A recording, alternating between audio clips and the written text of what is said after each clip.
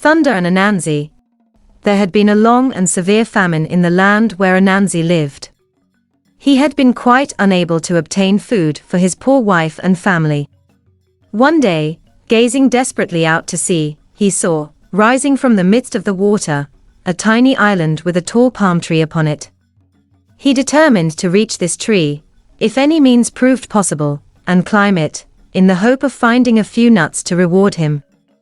How to get there was the difficulty. This, however, solved itself when he reached the beach, for there lay the means to his hand in the shape of an old broken boat.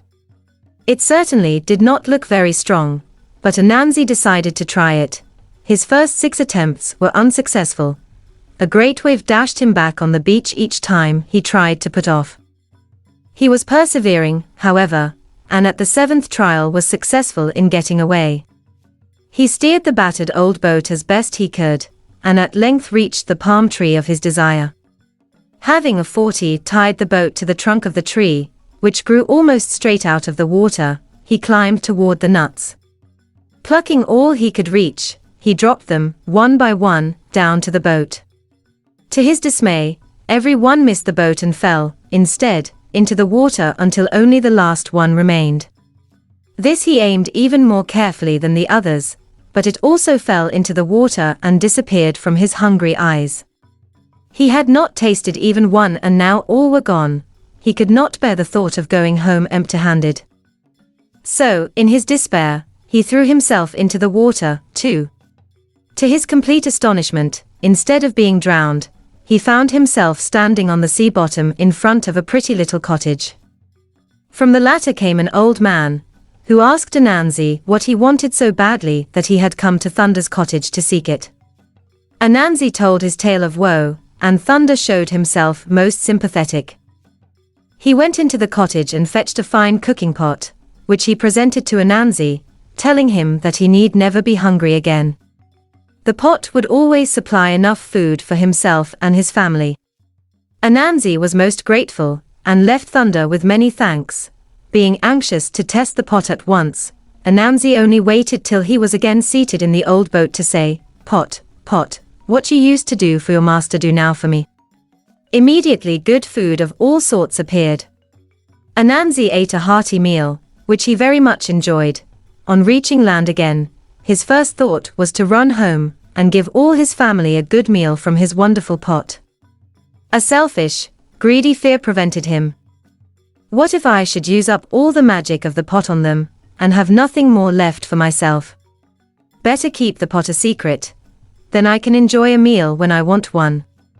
So, his mind full of this thought, he hid the pot. He reached home, pretending to be utterly worn out with fatigue and hunger. There was not a grain of food to be had anywhere. His wife and poor children were weak with want of it, but selfish Anansi took no notice of that.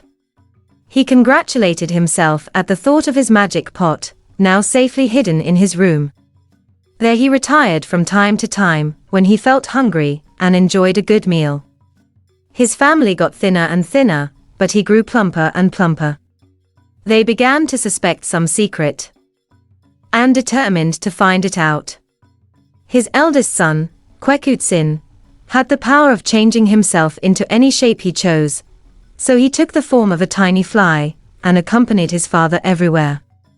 At last, Anansi, feeling hungry, entered his room and closed the door. Next he took the pot, and had a fine meal. Having replaced the pot in its hiding place, he went out, on the pretense of looking for food. As soon as he was safely out of sight, Kwekutsin fetched out the pot, and called all his hungry family to come at once. They had as good a meal as their father had had. When they had finished, Mrs. Anansi, to punish her husband, said she would take the pot down to the village and give everybody a meal. This she did, but alas! In working to prepare so much food at one time, the pot grew too hot and melted away. What was to be done now? Anansi would be so angry. His wife forbade every one to mention the pot.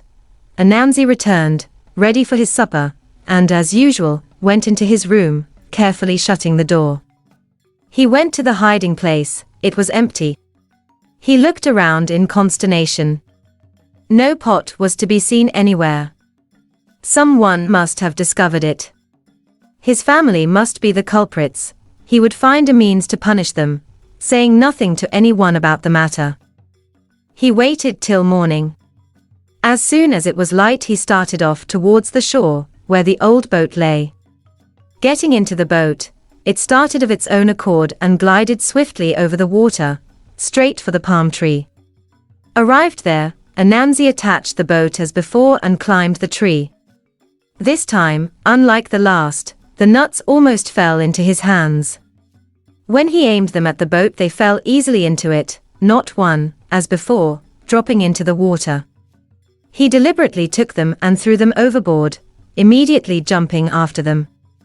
As before, he found himself in front of Thunder's cottage, with Thunder waiting to hear his tale. This he told, the old man showing the same sympathy as he had previously done. This time, however, he presented Anansi with a fine stick and bade him goodbye. Anansi could scarcely wait till he got into the boat, so anxious was he to try the magic properties of his new gift.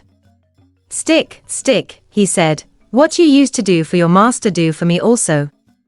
The stick began to beat him so severely that, in a few minutes, he was obliged to jump into the water and swim ashore, leaving boat and stick to drift away where they pleased.